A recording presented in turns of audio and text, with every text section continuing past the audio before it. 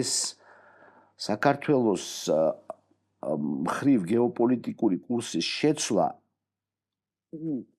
არ არის უბრალოდ საქართველოს ოკუპაციის თვალსაზრისით რუსებისთვის მნიშვნელოვანი. ბევრად უფრო მნიშვნელოვანია იდეოლოგიური თვალსაზრისით უკრაინის ფრონტზე და სხვა ფრონტებზე. ანუ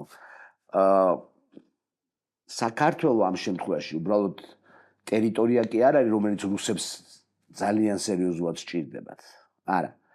ეს არის სიმბოლო რუსეთთან დამარცხებული ქვეყნის. ანუ ჩვენ ვართ პირველი ქვეყანა, რომელსაც ომი ჰქონდა რუსებთან 90-იანებში, 90-იანის დასაწყისში.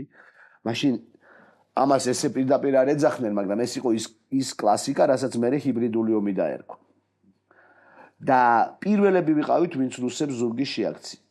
და 35 წლის თავზე, როდესაც შენ თვითონ მიდიხარ რუსებთან და ეუბნები მოდი ერთად ვიყოთ, ეს არის უაღრესად მნიშვნელოვანი იდეოლოგიური და პროპაგანდისტული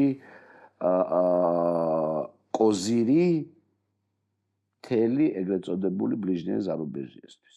და ყველაზე მნიშვნელოვნად უკრაინელებისთვის, იმიტომ რომ უკრაინელებმა კარგად იციან ჩვენი ბრძოლის შესახებ. და როდესაც შენ ზიხარ სანგარში და უნდა შეაკვდე რუს და იმ იმედით რომ გაიმარჯვებ, ის ფაქტი რომ ქართველებმა პირველებმა დაიწყეს და აი დამარცხდნენ, უაღრესად ბევრად უფრო მეტად ფასეულია რუსებისთვის, ვიდრე მთელი საქართველოს წიაღისეული და მიწაწყალი და კურორტები.